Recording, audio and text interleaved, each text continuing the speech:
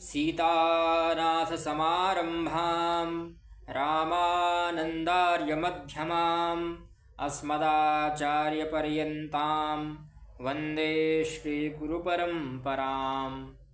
रामं रामानुजं सीतां भरतं भरतानुजं सुग्रीवं वायुसूनं च प्रणमामि पुनः पुनः।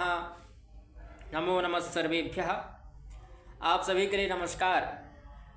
एक बहुत ही अभी वर्तमान समय का ताज़ा विषय चल रहा है कि पद यात्रा निकाली जा रही है, जाति पाति की करो विदाई, हम सब हिंदू भाई भाई इत्यादि कुछ नारे भी लगाए जा रहे हैं। देखिए, पद यात्रा का तो मैं बिल्कुल विरोधी नहीं हूँ और ना ही मैं उस चीज़ का विरोधी हूँ कि हिंदू की एकता हो। मैं तो चाहता हूँ कि हिंदुओं में एकता आए, हिंदू अपने धर्म की ओर लौटें, है ना, पुनर्जागरण की स्थिति बने।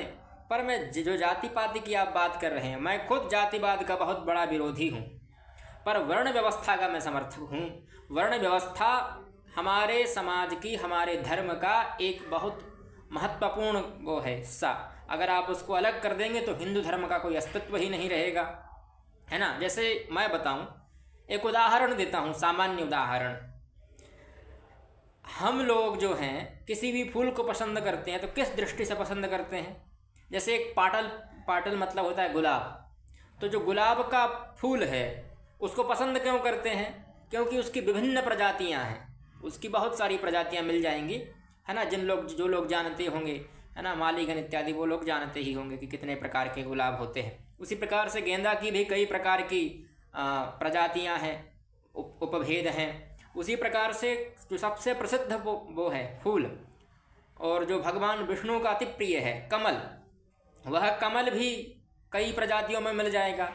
तो ये जो फूल मैं उदाहरण दे रहा हूँ, इनके अलावा और भी जितने फूल होंगे वे फूल इतने ज़्यादा प्रसारित नहीं हैं, प्रसिद्ध नहीं है। यह प्रसिद्ध क्यों है और यह अभी तक क्यों टिका है? अभी तक इसकी विलुप्ति नहीं हुई, इसीलिए नहीं हुई क्योंकि इसकी विभिन्न प्रजातियां हैं और सभी प्रजातियां एक दूसरे से मिलती जुलती ही हैं, है ना। थोड़ा ब्रह्म कमल जो है वो थोड़ा अलग होता है, बाकी जितनी भी प्रजातियां हैं कमल की वो सब एक दूसरे से मिलती जुलती ही हैं। ठीक उसी प्रकार से उन जातियों की वजह से वह पुष्प आज तक जीवित रहा, उसी प्रकार से वर्ण व्यवस्था की वजह से आज हमारा जो धर्म है वह स्थापित रहा।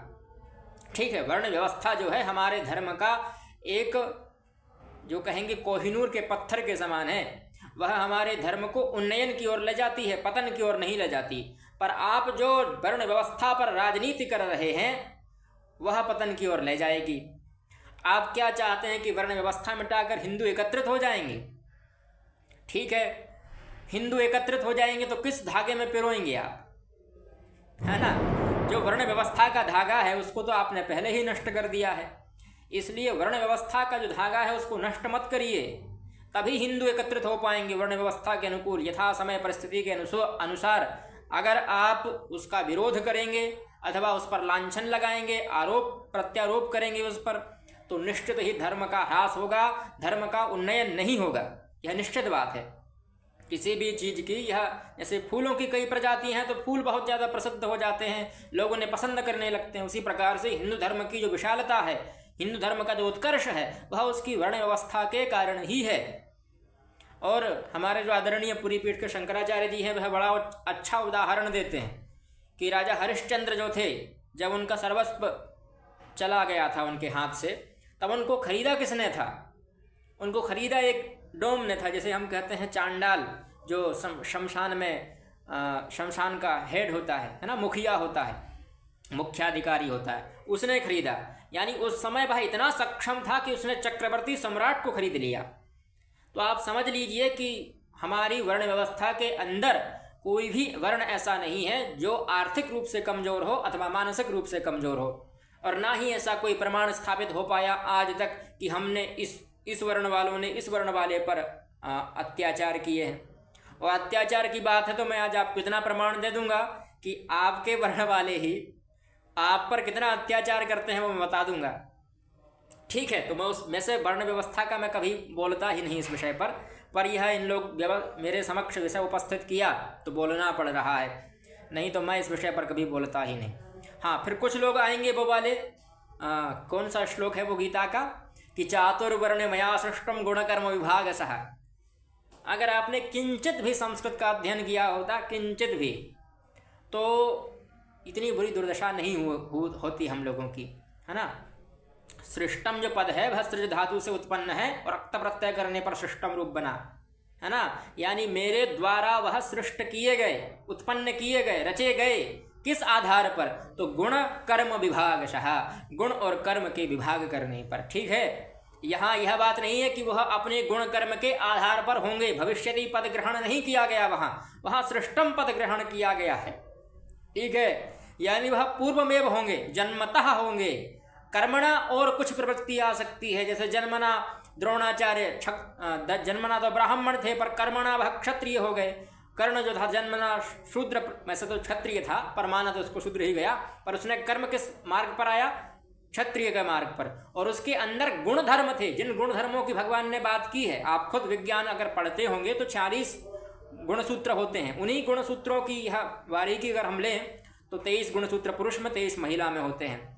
तो देखिए, गुणसूत्र जिसके अंदर होते हैं वह दिख ही जाते हैं, जैसे उनके अंदर थे कर्ण के अंदर। तो कर्ण का क्षत्रियत्व जाग ही गया अंततो गत्वा।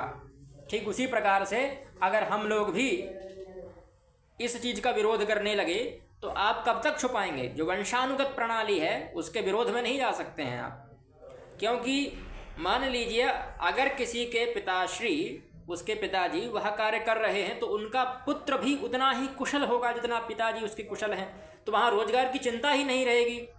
अगर हम वंशानुगत कार्य करने लगें तो अब वंशेतर हम कार्य करेंगे, वंश से हटकर कार्य करेंगे, तो वहाँ हमें करियर की चिंता सताएगी। आज के जो युवा डिप्रेशन में है, किस लिए हैं? क्योंकि इन्होंने अपने वंशानुगत कार्यों को छोड़ दिया है। आप अपने वंशानुगत कार्यों को करेंगे तो आपको करियर की चिंता रहेगी नहीं, पहले से ही फिक्स है आपका करियर, तो है ना, स्थापित है।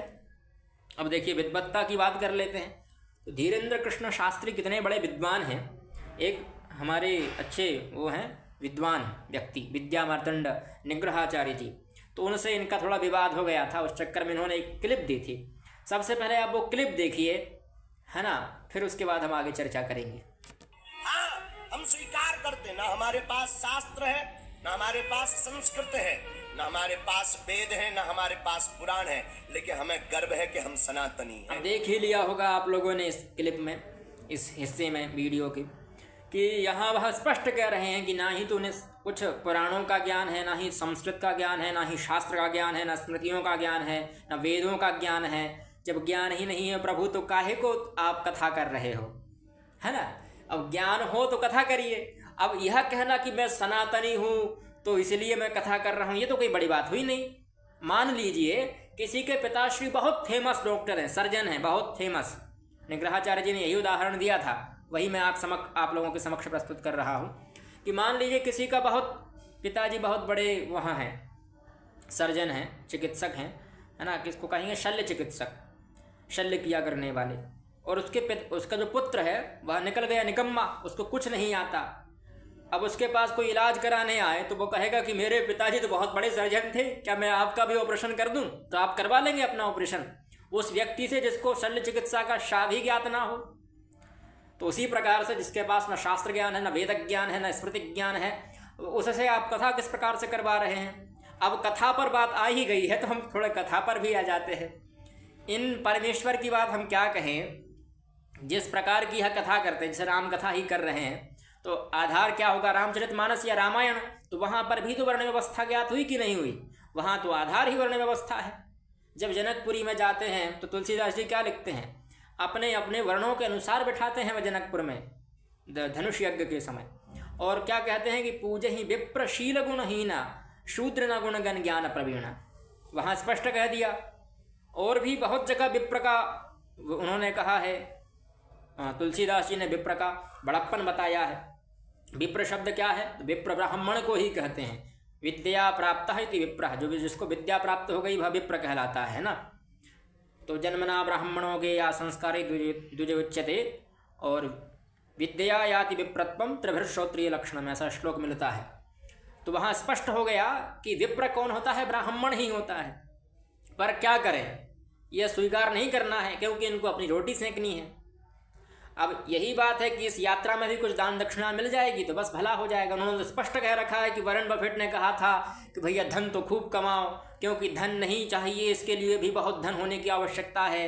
जब आप स्पष्ट ही कह रहे हैं कि आप मायावादी हैं, है ना, माया में लिपटे हुए हैं, और वो काम क्रोध मद लोभ सब नाथ नरक के पंथ, जे परिहरि रघुबीर ही भजहु बधई रे संत।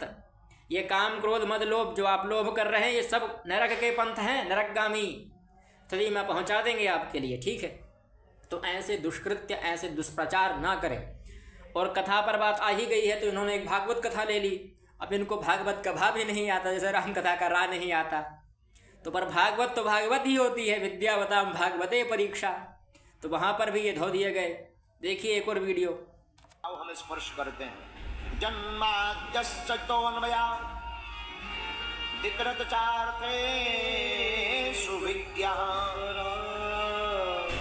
तेने ब्रह्म हृदयायादि कविये मुह्यन्ति यत्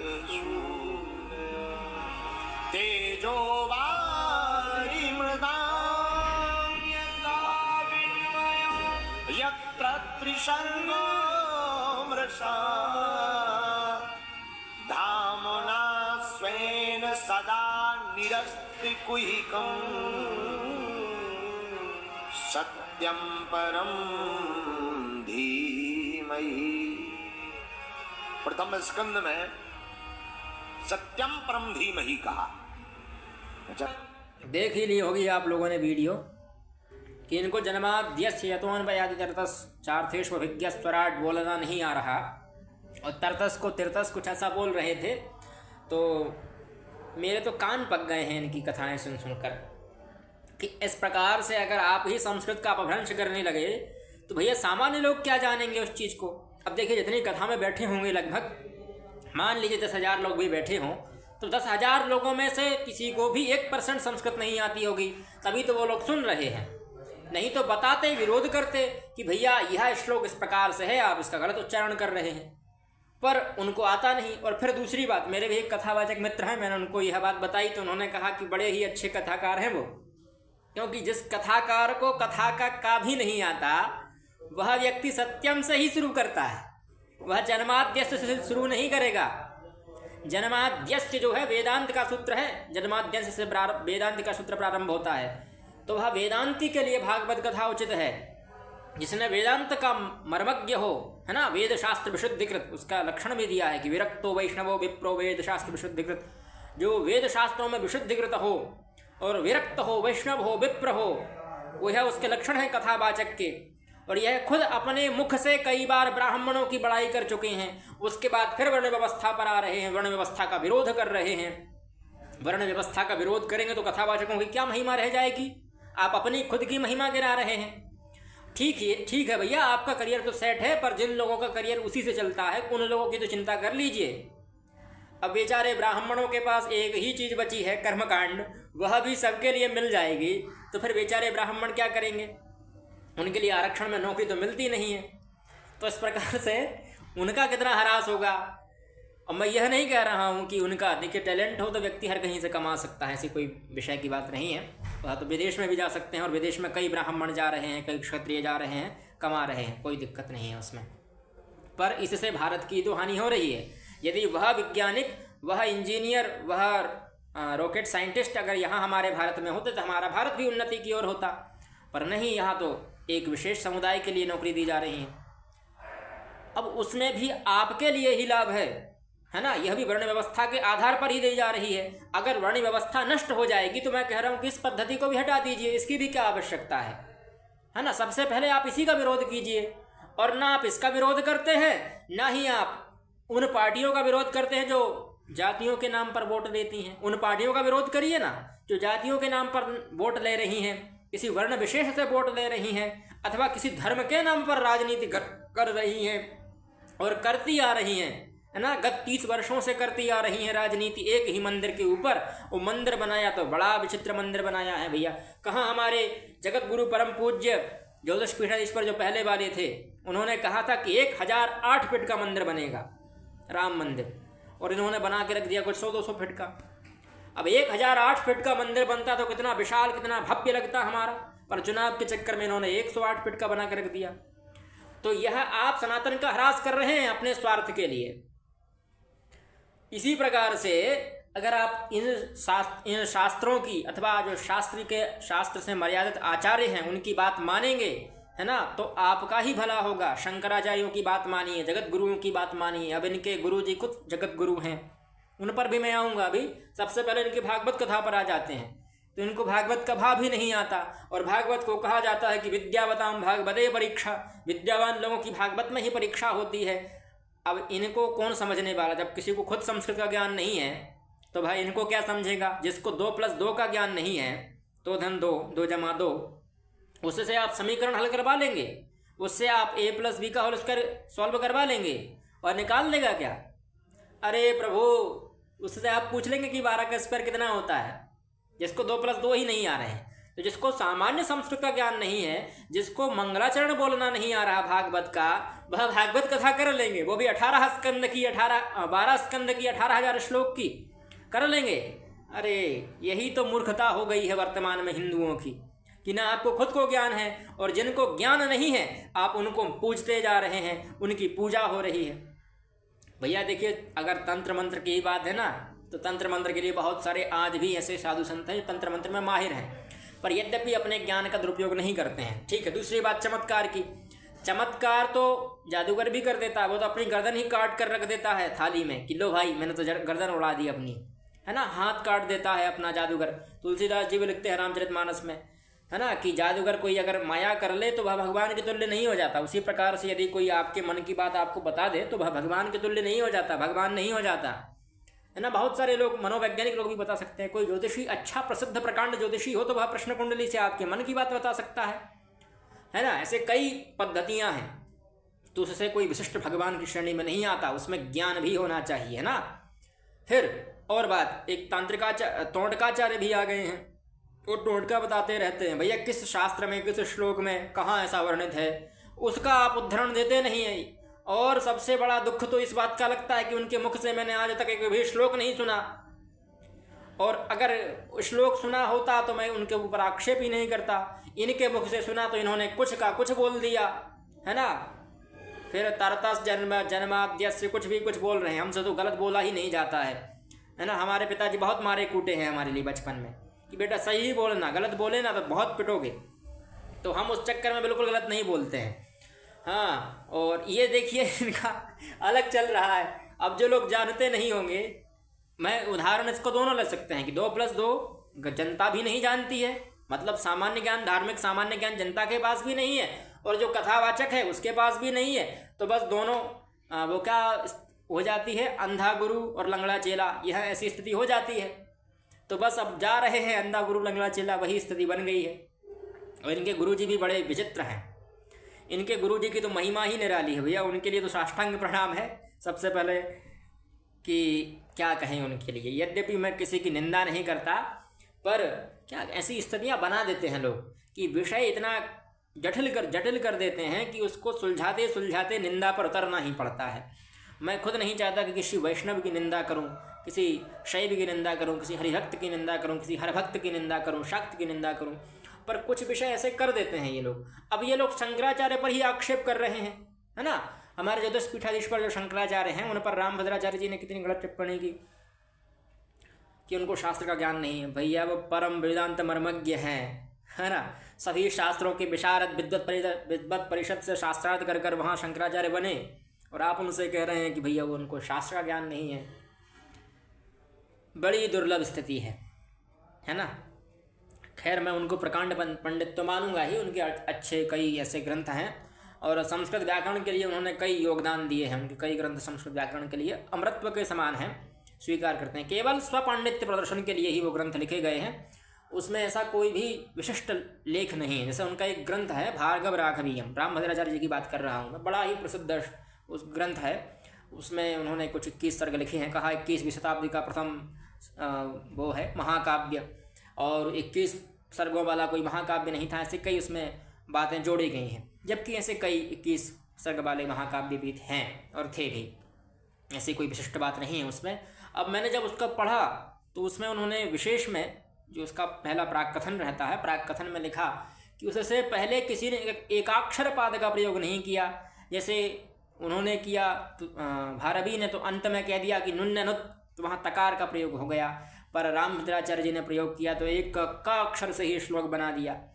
ठीक है, आपकी विद्वत्ता है, आपका पांडित्य है, पर उस कवि पर आक्षेप नहीं करना चाहिए जिस कवि के द्वारा ही आपकी जो प्रणाली है परिपोषित हो रही है। भारवी ने अगर किरातार्जुनीयम नहीं लिखा होता तो आज क्या स्थिति होती संस्कृत जगत की।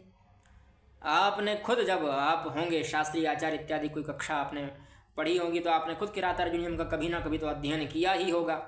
तो आप उसी किरातार्जुनीयम के लेखक भारवी पर आक्षेप कर रहे हैं, उसी मांग पर आक्षेप कर रहे हैं जिन्होंने आपकी पद्धति को बढ़ाया, जिन्होंने उसको और फैलाया फूलाया। आज हमारे पास गिने चुने तो महाकाव्य बचे हैं संस्कृत में, नहीं तो नालंदा में सब जला दिए इन लोगों ने, तक्षशिला में सब जला दिए इन लोगों ने। कुछ गिने चुने बचे हैं, उनका भी आप अपमान कर रहे हैं अपने ग्रंथ में। अपना पांडित्य प्रदर्शन करने के लिए किसी को भी नीचा मत दिखाइए, जो वास्तविकता है वह बताइए। उन्होंने प्रयास किया, उनके दृष्टि से बहुत अच्छा था, आपने प्रयास किया, मैं आपकी भी तारीफ करता हूँ, आपका भी सराहनीय कार्य है, उसमें कोई दोष नहीं है। पर यह तो इतने बड़े विद्वान हैं कि सबसे बड़े वर्ण व्यवस्था का अगर कोई समर्थक मैं कहूँ तो सबसे बड़े समर्थक वर्ण व्यवस्था के इनके गुरुदेव ही हैं। धीरेन्द्र कृष्ण शास्त्री जी के गुरुदेव परम पूज्य रामभद्राचार्य जी ही वर्ण व्यवस्था के सबसे बड़े समर्थक हैं। वो खुद कहते हैं अपने मुख से कि मैं अगर अगला जन्म लूँ तो अगले जन्म में मुझे ब्राह्मण योनि मिले, ब्राह्मण का जन्म मिले और वशिष्ठ गोत्र मिले, यानी वशिष्ठ मत के अनुयायी हों, है ना। तो जब आप स्वयं कह रहे हैं विश्वास नहीं होता ना, तो देखिए एक क्लिप दिखा देते हैं आपके लिए। भारत में जन्म चाहिए, वो भी वशिष्ठ कुल, वशिष्ठ वंश ब्राह्मण कुल में जन्म चाहिए। देख लिया होगा आप लोगों ने वीडियो। दूसरी वीडियो दिखाऊंगा तो उसमें वह बात कर रहे होंगे वर्ण व्यवस्था के आधार पर। एक उनके ही पहचान की कोई व्यक्ति थे, उनकी पुत्री वर्ण व्यवस्था के प्रतिकूल विवाह कर ली तो उससे उनको बड़ा ही खेद हुआ, खिन्न हो गए। वो कहने लगे कि मैं उसको ना उसको कुछ आशीर्वाद दूंगा ना उसको कुछ श्राप दूंगा, और अंत में उससे कुछ अपशब्द भी कहे, है ना। तो यह खुद वर्ण व्यवस्था के सबसे बड़े समर्थक हैं। खैर, इनको होना भी चाहिए, अच्छा कार्य कर रहे हैं। मैं इस बात का बिल्कुल समर्थन दूंगा कि इन्होंने यह भरे मंच से कही कि वर्ण संकरता ना फैले, इस बात का मैं सहमत हूँ। पर अपने शिष्य को भी समझाइए प्रभु, बड़ा ही आपका आभारी रहूँगा मैं। देखिए वीडियो।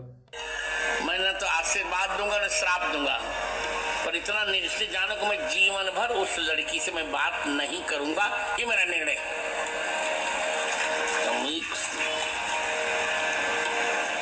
अब इनके ही कोई पहचान के मित्र थे अथवा कोई परिकर इत्यादि होंगे, तो उनकी ही कुपुत्री ने, कुपुत्री ही कहूँगा, कि वर्ण व्यवस्था के प्रतिकूल विवाह कर लिया। तो इनको बड़ा ही दुख हुआ, उस बात का खेद हुए, इनको खिन्न भी हो गए इस विषय से। और इन्होंने कहा भी कि ना मैं उसको कुछ आशीर्वाद दूंगा ना उसको कुछ श्राप दूंगा, है ना, और जीवन भर उससे बात नहीं करूंगा। यह बड़ी अच्छी बात कही इन्होंने, और वर्ण व्यवस्था का जो समर्थन किया उसका भी मैं तहे दिल से आभारी हूँ इनके लिए, अशेष आभारी रहूँगा मैं इनका, है ना। लेकिन अपने शिष्य को भी थोड़ा समझाएं, अथवा इनका शिष्य अपने गुरु को समझाए कि गुरुदेव कृपया आप वर्ण व्यवस्था के प्रतिकूल बोले, अनुकूल ना बोले। वर्ण व्यवस्था से तो हमारा धर्म वो अलग अलग हो रहा है ना, ऐसा इनके शिष्य का मानना है। अथवा इनके गुरु को समझाना चाहिए कि बेटा तू एकता यात्रा मत निकाल, क्योंकि हमारे वर्ण व्यवस्था तो हमारे धर्म का सबसे मूल तत्व है। तुम उस तत्व को ही नष्ट कर दोगे तो फिर धर्म का क्या औचित्य रहेगा। धर्म तो वैसे ही नष्ट पड़ा हुआ है और ह्रास हो जाएगा बिल्कुल। यह समझाना चाहिए। यहाँ फिर से वही अंधा गुरु लंगड़ा चेला की स्थिति बन गई कि गुरु को कुछ दिखता नहीं है और चेला को चलना नहीं आता, है ना। तो अब गुरु मार्ग प्रदर्शित कहाँ करेंगे और चेला कहाँ जाएगा जब चेले के पैर ही नहीं है। तो ऐसी स्थितियों से बचने के लिए सामंजस्य की स्थिति होनी चाहिए।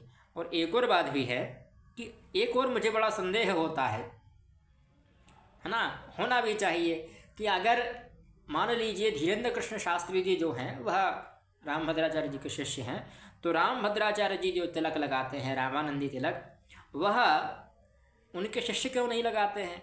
यह भी एक विचारणीय विचार है कि उनके शिष्य को भी परंपरागत तिलक लगाना चाहिए, पर परंपरागत से हटकर वह तिलक लगाते हैं। तो यह भी एक, मेरे तिलक पर मत जाइएगा भैया, रात्रि का समय चल रहा है तो हम तो तिलक धुल गया, हम 15 बार मुँह धो लेते हैं हमारा, तो हमारा तिलक तो धुल गया। तो इनको तिलक लगाना चाहिए, है ना।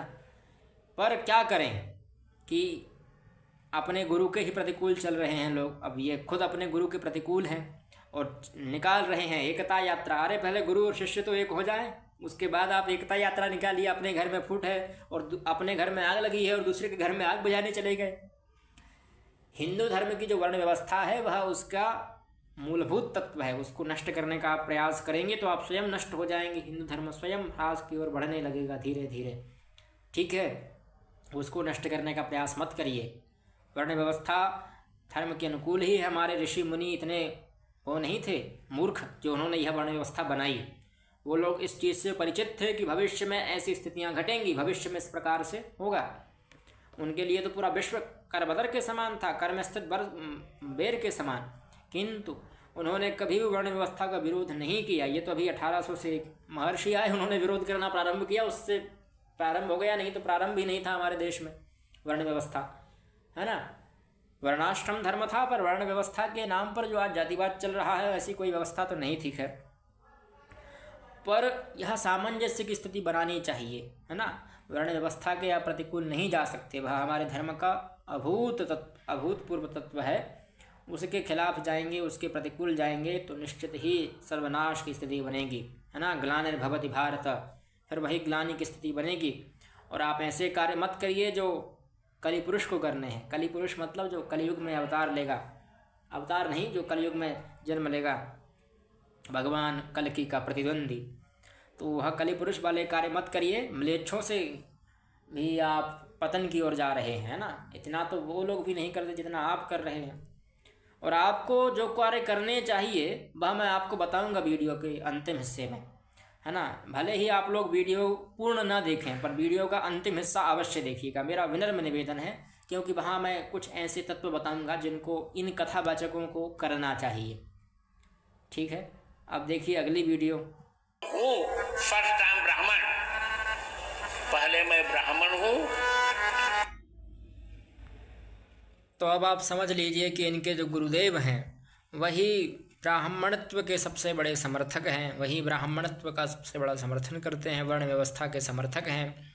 तो आप अपने गुरुदेव से कहिए कि आप वर्ण व्यवस्था के प्रतिकूल बोलिए, विपरीत बोलिए, उसके पक्ष में मत बोलिए। वर्ण व्यवस्था से धर्म को खतरा है, जाति पाति की करो विदाई, हम सब हिंदू भाई भाई। अपने गुरु से कहिए ना, क्यों यात्रा कर रहे हैं। पहले अपने घर की आग तो बुझाएं, जब दूसरों के घर को बुझाना ठीक रहेगा।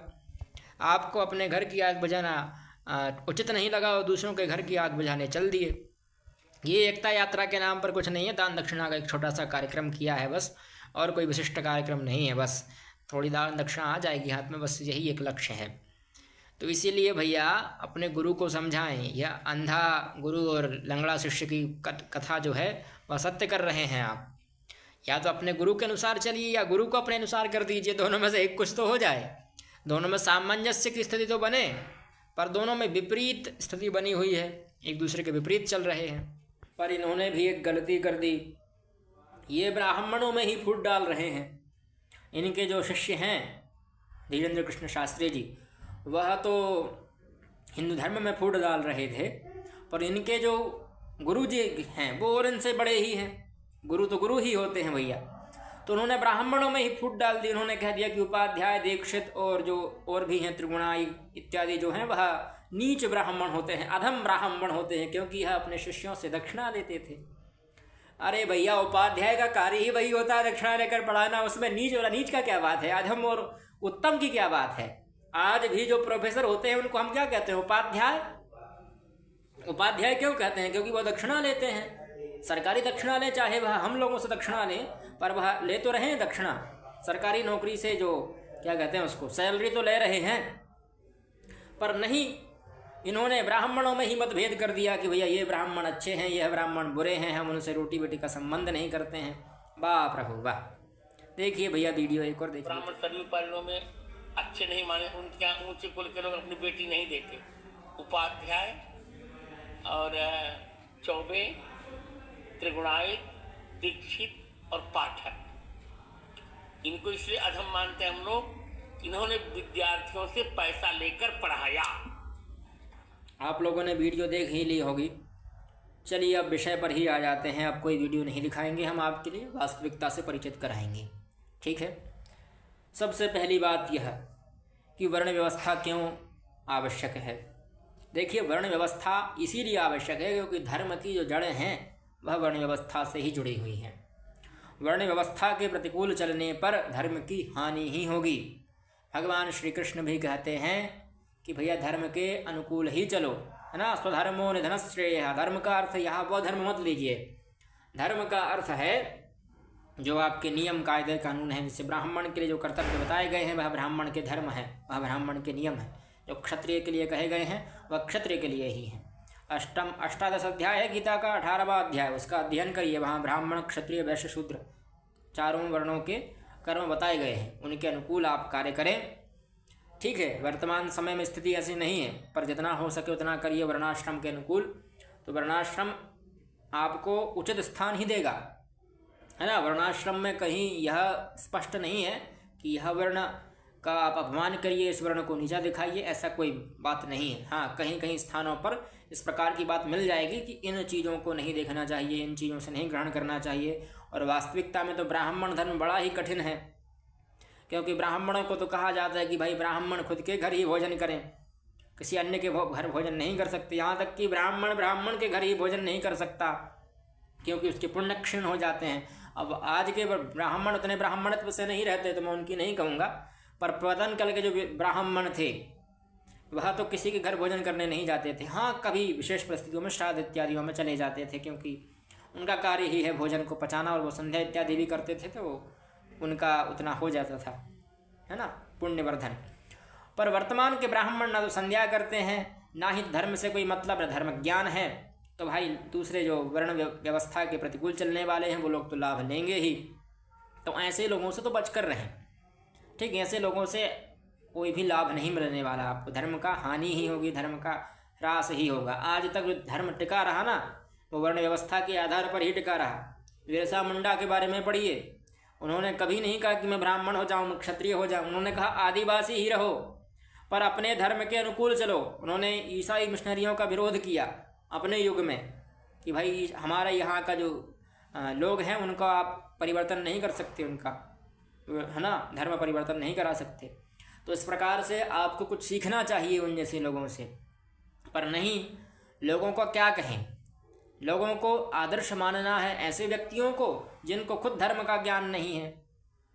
अब देखिए, धीरेन्द्र कृष्ण शास्त्री जी अगर कुछ करना ही चाहते थे तो मेरे कुछ विचार हैं, कुछ सुझाव हैं।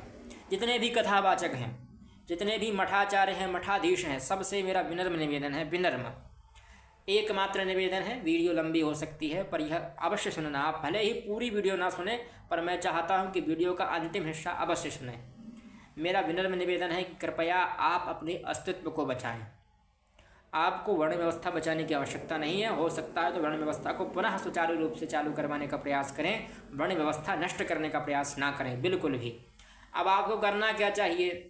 देखिए, सबसे पहले आपके पास धन है, सत्ता है, राजनीतिक पक्ष भी है, आप राजनीतिक लोगों से जुड़े हुए भी हैं, पूर्णतः राजनीति से लिप्त है। मैं सबके प्रमाण दे दूंगा कि कौन कौन कहाँ कहाँ जुड़ा हुआ है, ठीक है। सिर्फ शंकराचार्य और कुछ जगत गुरुओं को छोड़कर बाकी सब तो राजनीति से संलिप्त हो ही चुके हैं वर्तमान के युग में, ठीक। तो आपके पास धन है, राजनीतिक पक्ष भी है, और आपके पास अच्छे विद्वत लोग भी हैं। जैसे धीरेन्द्र कृष्ण शास्त्री जी स्वयं विद्वान नहीं हैं, हम स्वीकार कर लेंगे, पर आपके पास कुछ विद्वान होंगे, तो उन विद्वानों से आप मत लीजिए उनका, उनसे कुछ ज्ञान लीजिए। जैसे एक उपाध्याय जी हैं सुप्रीम कोर्ट के वकील, वह कई जगह पर केस कर रहे हैं, तो उसी प्रकार से आपको भी उन जगह पर सुप्रीम कोर्ट में पिटीशन दायर करिए, है ना। जैसे एक हमारे विदिशा क्षेत्र में ही वीजा मंडल है, और वीजा मंडल पर एक अनधिकृत बनी हुई है कोई बिल्डिंग, तो उसका विरोध करें। धार का जो वो है, जहाँ राजा भोज की जो तपस्थली है, वहाँ पर भी एक अनधिकृत बिल्डिंग बनी हुई है, उसका पक्ष दीजिए। जिन मंदिरों पर अनधिकृत कब्जा हो चुका है अथवा जिन भूमियों पर अनधिकृत कब्जा हुआ है, उन भूमियों के ऊपर आप पिटीशन दायर करिए, उनके खिलाफ केस दायर करिए, सुप्रीम कोर्ट में जाइए। आपके पास वकील भी हैं, राजनीतिक संबंध भी हैं, आपके पास विद्वत लोग भी हैं, धन भी है, तो यह धन का सदुपयोग कहलाएगा, यह धन का लाभ कहलाएगा और सनातन का उत्थान करवाएगा, है ना। देखिए, धर्म, आपको धर्म का ज्ञान नहीं है तो कृपया धर्म का प्रचार करना तो छोड़ दीजिए, मैं तो स्पष्ट कह देता हूँ। नहीं तो धर्म का ज्ञान लीजिए संपूर्ण रूप से किसी परंपरागत आचार्य से, है ना। मन मुताबिक नहीं होता है धर्म, परंपरागत प्राप्त होता है। आपके अनुसार नहीं चलने वाला है धर्म। धर्म चलेगा शास्त्रानुकूल, शास्त्र के प्रतिकूल नहीं चलेगा। ओम देव क्रांति कहने से क्रांति नहीं हो जाएगी। शांति जब तक है तब तक ही क्रांति है ना। महाभारत पढ़ने का कहिए ना, इनकी वीडियो बना रखी है मैंने, एक महाभारत का विरोध कर रहे हैं, कहने लगे महाभारत घर में मत रखिए। हमारे जो बागेश्वर धाम के गुरुजी हैं कहने लगे महाभारत घर में मत रखिए।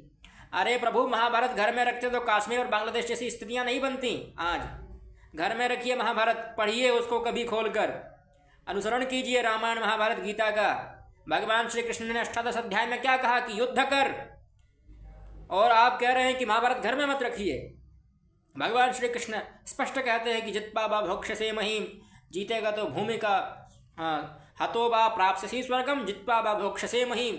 अगर मर गया तो स्वर्ग भोगेगा, और जीवित रहा तो तू इस भूमि को भोग पाएगा। वीर भोग्य वसुंधरा, वीर बनाने का चाहते ही नहीं है। अहिंसा अहिंसा अहिंसा लगे हुए हैं।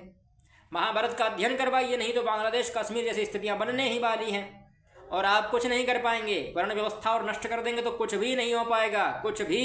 क्षत्रियों क्षत्र धर्म रहेगा ही नहीं, फिर तो वर्ण संकर ही पैदा होंगे ना। फिर वर्ण संकर होंगे तो फिर कहाँ उनमें क्षत्रिय का गुण रहेगा? ना ही तो ब्राह्मण का गुण बचेगा, ना क्षत्रिय का गुण बचेगा। फिर कहाँ आएगा धर्म? फिर तो नष्ट ही की ओर है आप। इसलिए आपने धर्म का, अपने ज्ञान का, अपना जो आपके पास इतने परिकर हैं उनका सदुपयोग करिए। जितने भी मठाधीश हैं, एक अच्छा सनातन बोर्ड का आपने प्रस्ताव लाया, बहुत अच्छी बात है, बिल्कुल करिए।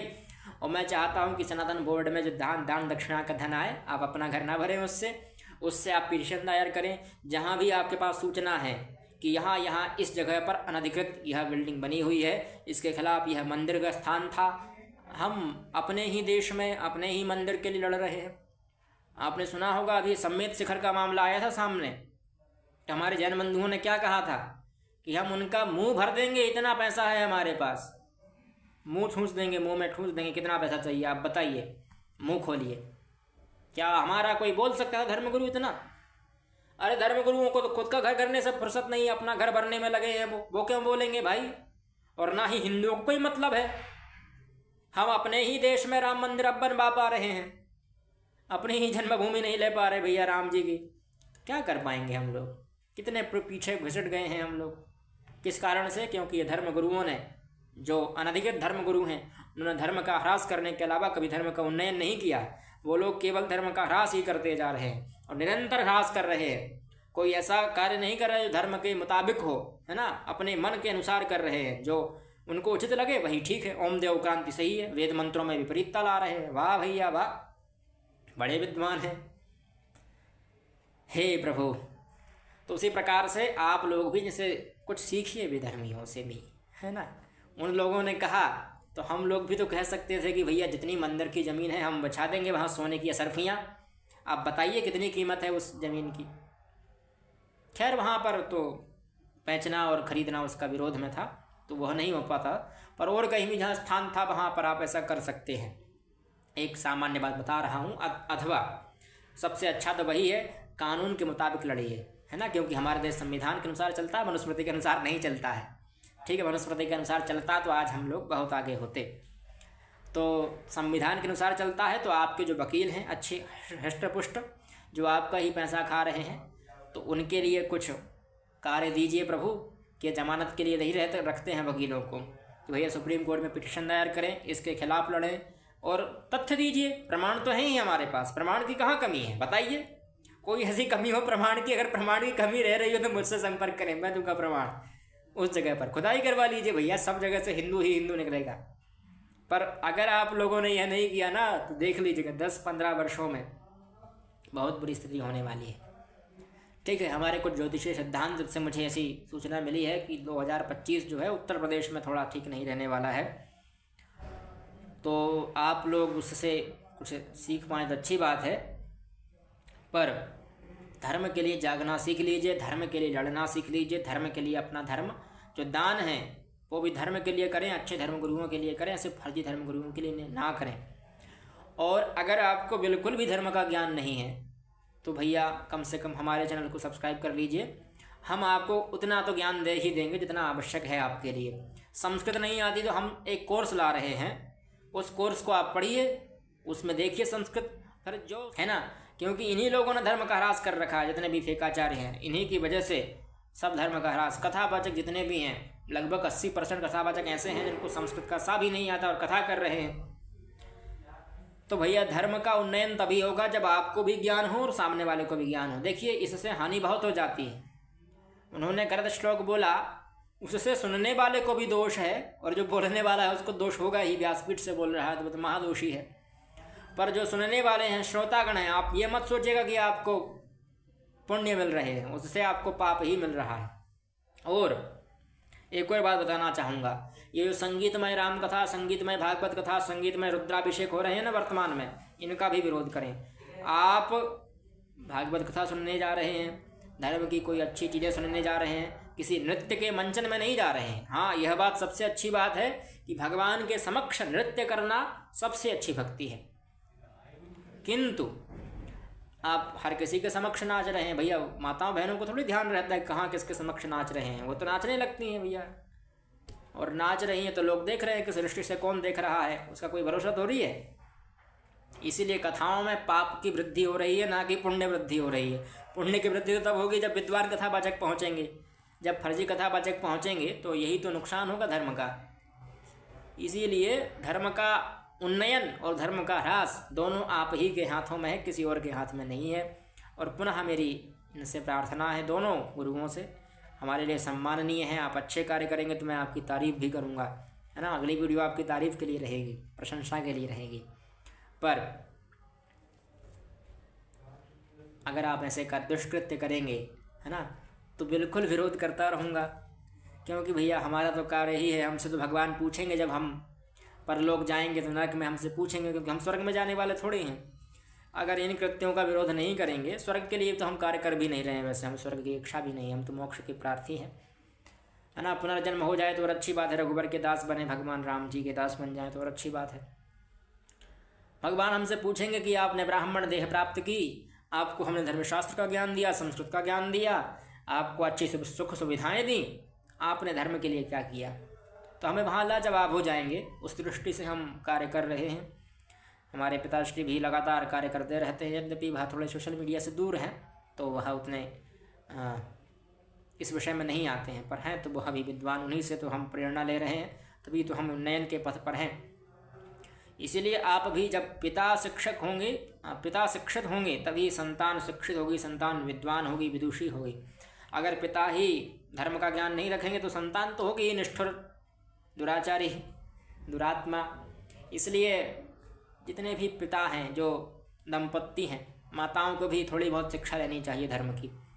तो धर्म का ज्ञान रखिए, केवल सीरियल से धर्म नहीं आता है, ठीक है। देखिए हमारे पास व्यवस्था नहीं है, नहीं तो महाभारत में आप लोगों के समक्ष अवश्य प्रस्तुत करता। इतना मेरे पास ना ही तो अभी कला का ज्ञान है, टाइपिंग मास्टर, है ना, और ना ही उतना हमारे पास धन इत्यादि की व्यवस्था है। खैर उसकी आवश्यकता भी नहीं है, ईश्वर जितना चाहेंगे करवा ही लेंगे। नहीं तो आपके लिए मैं ज़रूर महाभारत का एक अच्छा संस्करण प्रस्तुत करता, और जो वास्तविक महाभारत था उसको प्रस्तुत करता। क्योंकि महाभारत सुनने से, देखने से पाप तो नष्ट होते ही, धर्म की भी स्थापना होती है ना। धर्म अर्थ का मोक्ष है, उनका जितना भी ज्ञान महाभारत में है वो किसी और शास्त्र में नहीं मिलेगा आपके लिए। यह उसकी बड़प्पन नहीं है, उसकी वास्तविकता ही है। व्यास जी खुद कह रहे हैं, व्यास जी की वाणी है, भगवान श्री कृष्ण की वाणी है, भीष्म जी की वाणी है, उसमें धर्मराज युधिष्ठिर की वाणी है उसमें। तो अगर आप उसको पढ़ेंगे तो आप ज़रूर उन्नयन करेंगे। जितना हो सके उतना पढ़िए, और समय नहीं मिलता तो हम वीडियो डालते रहते हैं थोड़ी बहुत, जितना हो सकता है ईश्वर जितना करवाते हैं उतनी वीडियोज़ आ जाती हैं। उन्हीं वीडियो को सुनिए, उनसे ही लाभ लीजिए, और संस्कृत अवश्य सीखिए भैया, है ना। ये मेरे निस्वार्थ के लिए नहीं कह रहा हूँ मैं, आपको धर्म को बचाना है तो संस्कृत तो सीखना ही होगा। थोड़ी बहुत सीख लीजिए, छुटपुट जितनी भी आए, है ना, उतना सीखिए। और इन जैसे फर्जी कथावाचकों को थोड़ा बताइए कि भैया आप ये गलती कर रहे हैं, तो कल से वो लोग भी पढ़ कर आएंगे कि भैया कोई हमें टोक ना दे, है ना। तो जब आप लोगों को ज्ञान नहीं रहेगा, और ऐसा ही होता है कर्मकांड में भी किसी भी विद्वान पंडित को आप बुलाएं, ब्राह्मण को बुलाएं, तो उनसे भी अच्छी प्रकार से परीक्षा ले लीजिए कि भैया आप विद्वान हैं, प्रकांड हैं, उस विषय के जानकार हैं। नहीं तो किसी और प्रक्रिया के, जैसे नामकरण संस्कार हो रहा है और जात कर्म संस्कार के मंत्र पढ़े जा रहे हैं, है ना। विवाह संस्कार हो रहा है और अंत्येष्टि के मंत्र पढ़े जा रहे हैं। मैं देख चुका हूँ ऐसी स्थितियाँ कि विवाह संस्कार हो रहे हैं और अंत्येष्टि के मंत्र पढ़े जा रहे हैं, और पूछा तो क्या हुआ, तो कहा भाई पुस्तक भूला है। तो इतनी बुरी स्थिति हो गई है धर्म की, क्या कहें हम, है ना। इस पर हास्य भी लगता है और कभी कभी क्रोध भी आ जाता है, बहुत भयंकर क्रोध आ जाता है। यद्यपि क्रोध ही सभी का मूल है, सभी नाश का मूल है, इसलिए क्रोध तो मैं कम ही करता हूँ। और क्रोध कर कर हम कुछ कर भी नहीं पाएंगे, हमें विश्वास भी है इतना कि हमारे क्रोध करने से कुछ लाभ नहीं होगा जब तक कि आप लोग जागरूक नहीं होंगे। और जागरूक होने से यह मतलब नहीं है कलयुग चल रहा है तो हम कुछ ना करें। कलयुग चल रहा है, कलयुग का प्रभाव है, तो कुछ मत करिए। देखिए, जैसा मैंने कहा ना कि मुझसे भगवान पूछेंगे अथवा भगवान का कोई परिकर होगा, सेवक होगा, तो हम उससे पूछेगा कि भाई आपने क्या किया। उसी प्रकार से आपसे भी पूछेंगे कि आपको मानव देह मिली थी, आपने हिंदू धर्म में जन्म लिया था, आपको अच्छा ज्ञान मिला था, आपके पास अच्छी सुख सुविधा संपत्ति दी थी हमने, आपने क्या किया उसका, धर्म के लिए कितना खर्च किया, धर्म के लिए कितना उपयोग में आया। फिर आप क्या कहेंगे कि हमने 15 करोड़ मंदिर में दान दिए थे, 15 करोड़ की कथा करवाई थी उनसे, उन कथावाचक से, जिन कथावाचक को जन्माद्य से बोलना नहीं आता, उनसे आपने कथा करवाई थी, तो आपको पुण्य मिल गए, आपकी मुक्ति हो गई। नहीं होगी भैया, नहीं होगी। जिसको भागवत का एक श्लोक बोलना नहीं आ रहा वो आपकी मुक्ति करवा देगा, उसी खुद की मुक्ति पर संदेह है, वो आपकी मुक्ति क्या करवाएगा। इसीलिए जितना हो सके धर्म कर्म पुण्य व्रत जो भी आपके वर्णानुसार है, धर्मानुसार है, वह करिए। वर्णाश्रम व्यवस्था बहुत आवश्यक है। जिस प्रकार से एक ही फूल की कई प्रजातियां उसको और सुंदर बनाती हैं, ना कि उसको और कमज़ोर बनाती हैं, उसी प्रकार से हमारी वर्ण व्यवस्था भी हमको सुंदर बनाती है। और मैं तो चाहता हूँ सभी हिंदू एक हों, किंतु वर्ण व्यवस्था के अनुसार आप निश्चित कार्य करते रहें। यह बात नहीं है कि किसी वर्ण व्यवस्था में कोई छोटा, कोई ऊंचा, कोई बड़ा, कोई नीचा हो जाता है। वर्ण व्यवस्था में सभी समान हैं, सभी के लिए अच्छी व्यवस्था की गई है। जिनके लिए सम्मान का पद दिया गया है निश्चित उनके पुण्य कर्मों की वजह से दिया गया है। जैसे ब्राह्मण के लिए विशिष्ट पद दिया गया है कि भाई उसको भूमिसुर कहा जाता है, तो उसके लिए विशिष्ट पद इसलिए दिया गया है क्योंकि उसने पूर्व जन्म में पुण्य कर्म अर्जित किए हैं। आज भले ही वह गलत कर्म कर रहा है। मैं मानता हूँ कि कई ब्राह्मण अपने पद से पदभ्रष्ट हो गए हैं, मांस मदिरा इत्यादि के सेवन में लग गए हैं, मैं स्वीकार करता हूँ स्वाभाविक रूप से, और उनके तरफ से मैं आपके लिए क्षमा प्रार्थी भी हूँ। और उन ब्राह्मणों से भी आवेदन है मेरा, प्रभु सुधर जाइए, अब तक जितना हो गया उसको क्षमा करिए। भगवान से प्रार्थना करें कि हमें क्षमा कर दें और आगे बढ़िए, उसी से आपका कल्याण है। नहीं तो धर्म का तो है ही है, आपको तो परम कल्याण, परम नरक की प्राप्ति होगी, क्योंकि आपने ब्राह्मण देह प्राप्त करके इतना दुष्कृत्य किए। तो उन ब्राह्मणों पर मत जाइए, आप तो अपने सुकृत्य करिए, और जो अच्छे ब्राह्मण हैं उनका सम्मान भी करिए। और पूज्य विप्रशील गुणहीना, इससे तात्पर्य यह है, उसका भी हम स्पष्ट कर देते हैं कि इससे आप उसका अपमान नहीं कर सकते, तो सम्मान नहीं कर सकते तो अपमान भी मत करिए। यह कुल मिलाकर औचित्य था कि उसका अपमान ना करें। अपमान करने से क्या होगा, तो आपके ही पुण्य क्षीण होंगे। जैसे मैंने कहा कि मैं वैष्णवों की निंदा नहीं करता, किसी भी हरि भक्त की निंदा नहीं करता, हर भक्त की निंदा नहीं करता, उसी प्रकार से आप लोग भी किसी भी ऐसे व्यक्ति की निंदा ना करें जो किसी अच्छे पद पर हो, अच्छे जिसको जन्म मिला हो, अच्छे वर्ण में, जिसके अच्छे पुण्य हो, है ना। विशेषकर उस व्यक्ति की जो धर्म में श्रद्धा रखता हो, भगवान का सच्चा सेवक हो। ठीक है, तो हम मिलते हैं अगली वीडियो में। तब तक के लिए जय संस्कृतम, जयतु भारतम।